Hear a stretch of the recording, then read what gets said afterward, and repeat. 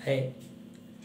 आज जो है हम लोग केमिकल काइनेटिक्स जो चैप्टर है उसमें कई नई नई चीज़ें और जीरो ऑर्डर रिएक्शंस के लिए नए नए डेरिवेशन यानी कि निगमन के बारे में चर्चा करेंगे।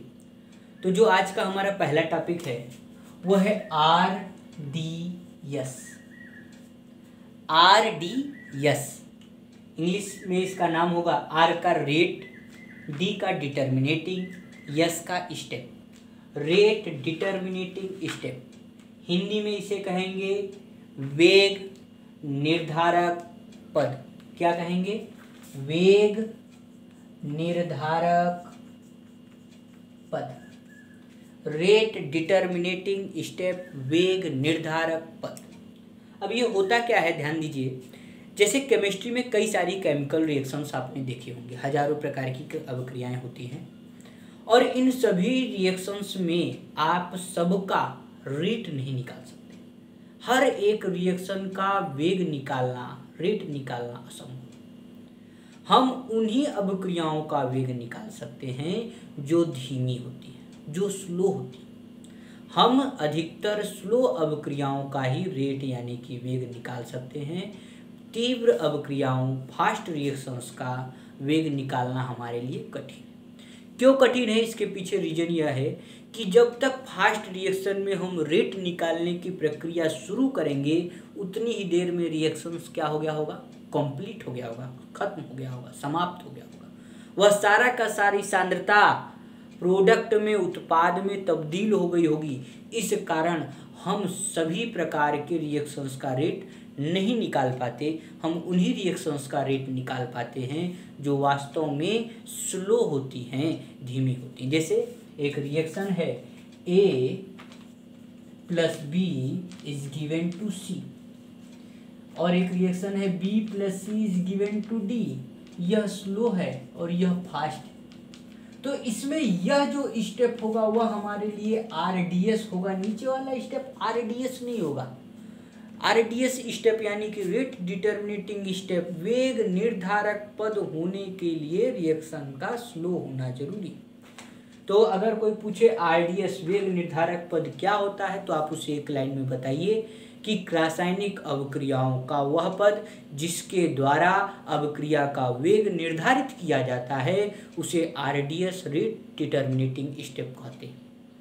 इंग्लिश में the step in chemical reaction which defines the rate of chemical reaction, that step is known as RDS rate determining step. इसके बाद हम लोग अपने दूसरे टॉपिक पे आज के चलते हैं। दूसरा टॉपिक है रेट कांस्टेंट। हिंदी में इसे कहते हैं वेग नियतांक। आप सभी लोगों ने यह जानकारी, यह पढ़ा है, पहले टॉपिक में ही था कि जब आप एक रिएक्शन लिखते हैं, जैसे कि मान लीजिए हमने एक रिएक्शन लिखा A + B = C। A की कंसंट्रेशन A और बाहर ब्रैकेट लगा दिए B का कंसंट्रेशन, तो R लिखते थे तो R = K, A और B। यहाँ पर जो K होता है वही होता है रेट कांस्टेंट। यह इतनी बात आप पहले से ही जानते हैं कि यहाँ पर जो K की वैल्यू है उसे हम लोग रेट कांस्टेंट कहते हैं। लेकिन रेट कांस्टेंट की एक्चुअल डिफिनेशन क्या होती है यह अभी तक आपने नहीं जाना। वेग नियतांक की मुख्य परिभाषा क्या होती है यह आपने अभी तक नहीं जाना। तो आज हम लोग यह जानेंगे कि किसी भी रासायनिक अभिक्रिया में यदि अभिकारकों की सांद्रता 1 हो, इकाई हो, तो उस रासायनिक अभिक्रिया का वेग ही वेग नियतांक कहलाता है। इंग्लिश में सुनिए, the chemical reaction in which concentration of reactant becomes 1 और unity, that is known as rate constant. यानी कि यहाँ पर देखिए यह रेट है, यह इक्वेशन है, यह उसका रेट है। इस रेट में जो कंसंट्रेशन है, किसके कंसंट्रेशन? रिएक्टेंट यानी कि अभिकारक। अभिकारक की सांद्रता यदि यूनिट हो, यूनिट यानी कि इकाई, इकाई यानी कि 1 हो, तो जब यहाँ पर A और B दोनों की वैल्यू 1 हो जाएंगी तो R किसके बराबर हो जाएगा? के बराबर हो जाएगा और इसी आर को रेट कांस्टेंट कहा जाएगा। फिर से समझिए, यदि कोई रासायनिक अभिक्रिया है और रासायनिक अभिक्रिया में अभिकारकों की सांद्रता 1 कर दी जाए तो अभिक्रिया की दर ही वेग नियतांक कहलाती है। The rate of chemical reaction is always known as rate constant when its concentration becomes unity. और कंसंट्रेशन किसका यूनिट होना चाहिए? रिएक्टेंट। तो कल हमने रेट कांस्टेंट के यूनिट के बारे में पढ़ा था, आज हमने रेट कांस्टेंट डिफिनेशंस के बारे में पढ़ा। और रेट कांस्टेंट की खास बात यह है कि रेट कांस्टेंट अलग अलग टेम्परेचर पे बदलता रहता है और इस सब चीज़ों को एक साइंटिस्ट ने डेवलप किया, उनका नाम है आर्हीनियस। यह चीज़ें हम लोग इसी चैप्टर में कल के वीडियो में देखेंगे। आर्हीनियस इक्वेशन ने कैसे रेट कांस्टेंट को इफेक्ट को हमको समझाया है, आर्हीनियस समीकरण ने किस प्रकार से वेग नियतांक पर होने वाले प्रभाव को हमें बताया है, इसको हम कल जानेंगे। लेकिन फिलहाल आज के लिए रेट कांस्टेंट आपको समझ में आ गया होगा। इसके बाद जो आज का सबसे इम्पॉर्टेंट टॉपिक है उसको हम लोग पढ़ने जा रहे हैं, वो है zero order reaction. Zero order reaction का मतलब है शून्य कोटि की अभिक्रिया। परीक्षा के लिए आप ध्यान रखिए, शून्य कोटि की अभिक्रिया 3 नंबर में परिभाषा के साथ, व्याख्या के साथ और उसके सूत्र के निगमन के साथ भी पूछी जाती है। उसका सूत्र कई सारे कंपटीशन में डायरेक्ट पूछा जाता है, जो कि आपको पता होना चाहिए कि वह क्या है और कैसे उसका सूत्र बना, इसकी जानकारी आपको होनी चाहिए। तो अगला जो हेडिंग है वह है हमारा शून्य कोटि की अभिक्रिया। शून्य कोटि यानी कि जीरो ऑर्डर रिएक्शन। शून्य कोटि अभिक्रिया। सबसे पहले तो हम लोग इसकी डिफिनेशंस जानेंगे, परिभाषा जानेंगे। शून्य कोटि की अभिक्रिया किसे कहते हैं? What is zero order reaction? तो आप कहेंगे यदि किसी रासायनिक अभिक्रिया में अभिक्रिया की दर अभिकारक के शून्य घात की सांद्रता के समानुपाती होती है तो ऐसी अभिक्रिया को शून्य कोटि की अभिक्रिया कहते हैं। The chemical reaction in which rate is directly proportional to zeroth power of concentration of reactant is known as zero order reaction. फिर से समझिए, पूरी परिभाषा को हम लिख करके भी आपको बता रहे हैं कि यदि R जो है वह अभिकारक यानी A की शून्य घात के समानुपाती है तो इसे हम लोग शून्य कोटि की अभिक्रिया कहते हैं। जैसे एक रिएक्शन हमने लिखा 0A और यह उत्पाद बना P, तो जो द्रव्यानुपाती के नियम के अनुसार हमने इसका रेट समीकरण, रेट इक्वेशन, दर समीकरण, वेग समीकरण जो लिखा वो यह लिखा और इसमें A के पावर क्या आया? 0 आया। यदि A के पावर 0 है तो यह जीरो ऑर्डर का रिएक्शन है। A के पावर का मतलब सांद्रता का घात 0 होना चाहिए। अब आप यह जानिए कि ये जो R है, R निकालने का एक तरीका नहीं है। आपको हमने सबसे पहले बताया था कि एक औसत दर भी, एवरेज रेट भी निकाला जाता है और वह होगा R equal to DA upon DT। यहाँ पे D जो है वो डिफरेंशिएशन का है और चूंकि A आपका क्या है? अभिकारक है, तो जब भी अभिकारक लिखते हैं तो अभिकारक के आगे क्या लगाते हैं? माइनस लगाते हैं, क्योंकि हमने बताया था कि जब आप रिएक्शन करते हैं तो 5 किलो चीनी आपके पास होती है जिससे आप चाय बनाने जा रहे हो, तो चाय बनाते समय वो चीनी हमेशा घटती है, इसलिए इसके आगे हम लोग माइनस का प्रयोग करते हैं। तो R equal to minus DA/dt। अब हम लोग क्या करेंगे? ये वैल्यू रखने का काम करेंगे, क्योंकि देखिए दोनों में हमने R निकाला है, दोनों का दायां पक्ष बराबर है, LHS बराबर है, तो RHS भी बराबर होगा। तो आपका यह क्या हो जाएगा? Minus DA/dt equal to KA के पावर 0। अब मैथ यहाँ से पूरी आपकी टोटल मैथ शुरू हो जाती है कि किसी भी संख्या के अगर पावर में 0 होता है, जैसे यहाँ पर क्या है? कंसंट्रेशन के पावर 0 है, तो उसकी वैल्यू क्या हो जाती है 1। जैसे 2 के पावर 0 है तो उसकी वैल्यू क्या हो जाती है 1 हो जाती है। 2 के घात 0 है तो उसकी वैल्यू क्या हो जाती है 1 हो जाती है। तो a के पावर यदि 0 है तो इसकी वैल्यू क्या हो जाएगी 1। यहाँ पे minus D A by D T, minus D A by D T. अब k का 1 में मल्टीप्लाई करोगे तो k ही आएगा। और dt यहाँ डिवाइड में है, अगर आप इसको उस तरफ भेजना चाहो तो यह डिवाइड से इधर जाएगा तो क्या हो जाएगा मल्टीप्लाई हो जाएगा। तो अब हमारा नया इक्वेशन क्या बना, minus D A is equal to K D T. अब फिजिक्स में आपने जब देखा होगा कि जब दोनों तरफ डिफरेंशिएशन आ जाता है तो उसके बाद हम लोग इसका इंटीग्रेशन करते हैं। हिंदी में जब दोनों तरफ अवकलन आ जाता है तो हम लोग समाकलन का काम करते हैं, और समाकलन का जो चिन्ह होता है वो आपका कुछ इस तरीके से होता है। फिजिक्स में आपने सीखा होगा, मैथ में या 12th में है तो मैथ में भी इस साल है, और फिजिक्स में तो आपने जो गति के समीकरण प्रूफ किए होंगे, इक्वेशन ऑफ मोशन में जब आपने पढ़ा होगा तब वहाँ पे आपने ये सीखा होगा। अब यहाँ पे कुछ फार्मूले होते हैं इंटीग्रेशन के जिन्हें आपको सबसे पहले जानना चाहिए।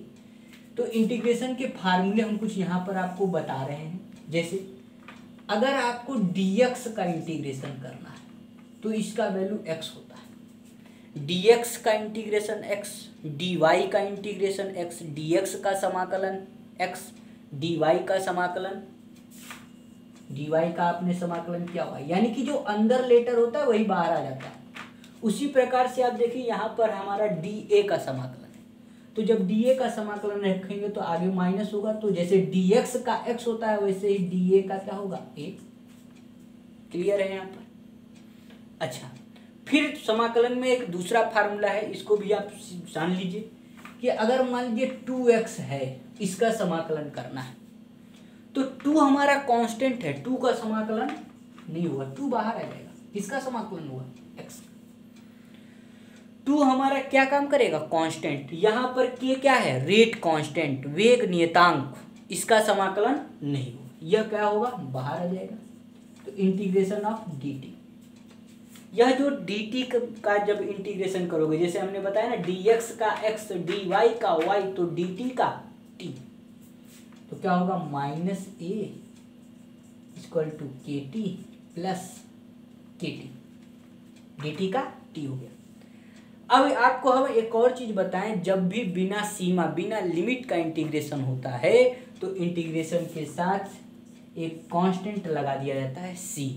अगर आपके पास आप मैथ वर्ग के छात्र हैं तो मैथ में 7.1 जो आपकी मैथ की बुक है उसमें इंटीग्रेशन के बारे में जानकारी है, तो उसके आंसर शीट को अगर देखिएगा जा करके तो उसमें अधिक सब आंसरों के साथ आपको c जुड़ा मिलेगा 7.1 या 7.2 में।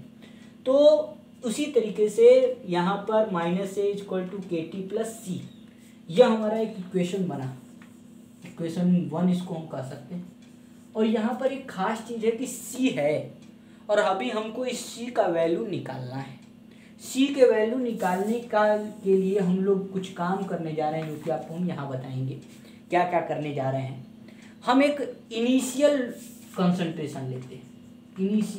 इनिशियल का मतलब हिंदी में होता है प्रारंभिक, शुरुआत की बात करते हैं। रिएक्शन शुरू, जीरो ऑर्डर रिएक्शन जब शुरू ही हुआ, चाय बनाना जब शुरू हुई, तो जब शुरू ही होती है तो उस समय आपके पास जितनी सांद्रता होती है 5 किलो चीनी है तो शुरुआत में हमारे पास 5 किलो पूरी रहती है, कि शुरुआत में 5 किलो कम हो जाती है, पूरी रहती है। तो उसी प्रकार से जब इनिशियल प्रारंभिक कंडीशन की हम बात करेंगे तो जो प्रारंभिक सांद्रता है यहाँ केमिस्ट्री की भाषा में इसे स्मॉल a से लिखा जाता है। फिर से सुन लीजिए, प्रारंभिक सांद्रता इनिशियल कंसंट्रेशन को स्मॉल a से लिखते हैं। और जब प्रारंभ किए होंगे रिएक्शन तो उस समय तो रिएक्शन अभी प्रारंभिक किए हैं तो समय तो एकदम लगा ही नहीं होगा, तो प्रारंभिक समय में जो t की वैल्यू होती है वो क्या होती है 0, यानी कि स्मॉल a की वैल्यू जो है प्रारंभिक सांद्रता है, यानी कि सांद्रता जो होती है वो प्रारंभिक होती है और समय लगा ही नहीं होता शुरुआत में, तो t की वैल्यू 0।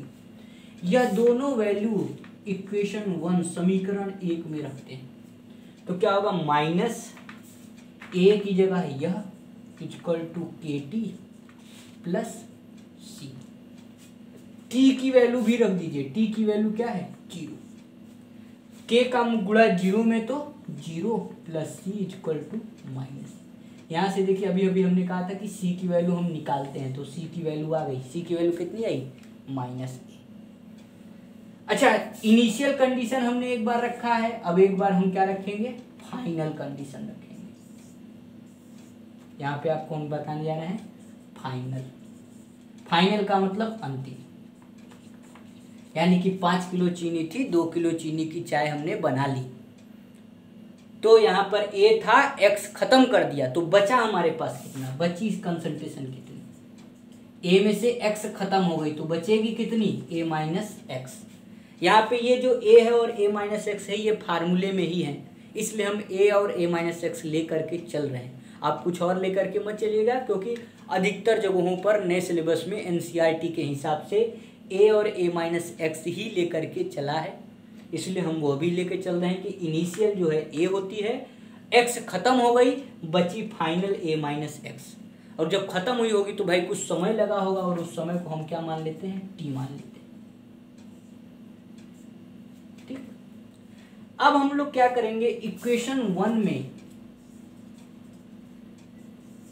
ये वैल्यू, ए की वैल्यू, टी की वैल्यू और सी की वैल्यू, सारी वैल्यू जितनी हमने निकाली है सब इक्वेशन 1 में रखते हैं, तो क्या होगा, ए की जगह पे क्या आएगा आपका ए माइनस एक्स।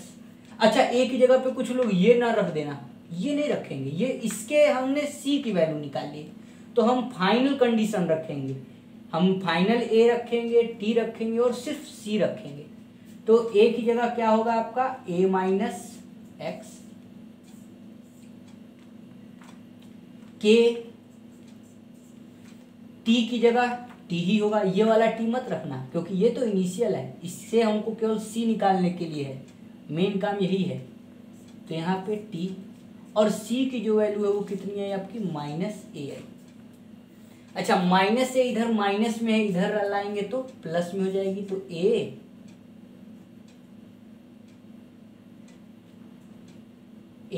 और यहाँ पर ए माइनस एक्स पहले से ही था, देखिए यहाँ पे माइनस ए है ना, तो -a माइनस एक्स पहले से ही इक्वल टू के टी। अब जरा ध्यान दीजिए, ये ए है क्या, ए है प्रारंभिक सांद्रता, इनिशियल कंसंट्रेशन, यानी कि आई और सी हम लिख सकते हैं। इनिशियल, प्रारंभिक की अंग्रेजी आई होती है, सब इंग्लिश में ही है, तो इसकी प्रारंभिक की इनिशियल और सी का मतलब कंसंट्रेशन, और ए माइनस एक्स क्या है फाइनल, तो एफ सी इक्वल टू के टी। टी से यहाँ क्या है डिवाइड, तो के बराबर क्या हो जाएगा आई सी माइनस एफ सी अपान टी, ये फार्मूला है। हिंदी में आई सी की जगह पर प्रारंभिक सांद्रता माइनस अंतिम सांद्रता बटे टी, ये जो है हमारा फार्मूला होता है। बात क्लियर है? अच्छा, इस वैल्यू को हम और भी सॉल्व कर सकते हैं, जैसे प्रारंभिक है ए और अंतिम है A minus X upon T equal to K, bracket खोलेंगे तो A minus A minus minus plus X upon T equal to K, A से ए कैंसिल, यानी कि X by T equal to K. तो एक बार कंपटीशन में पूछा था कि शून्य कोटि में के का सूत्र क्या होगा, तो के बराबर एक जगह वहाँ पे ऑप्शन में था एक्स अपॉन टी, तो आप ऑप्शन में यह भी देख लेंगे कि यह ऑप्शन में है कि यह ऑप्शन में। तो यह जो है आपका आज का टॉपिक था। आज के टॉपिक में हमने आपको रेट डिटर्मिनेटिंग स्टेप बताया कि जिससे अभिक्रिया का दर निकाला जाए, जिस वे जो धीमा हो उसे आरडीएस कहते हैं, रेट कांस्टेंट बताया, और सबसे बड़ी बात है कि यह पूरा डेरिवेशन आपके सामने है जिसका नोट्स आपको दे दिया जाएगा, और इसके बारे में जो भी आपकी चीज़ें हैं आप हमसे संपर्क कर लेंगे, हमारा नंबर आपके पास होगा। तो थैंक यू।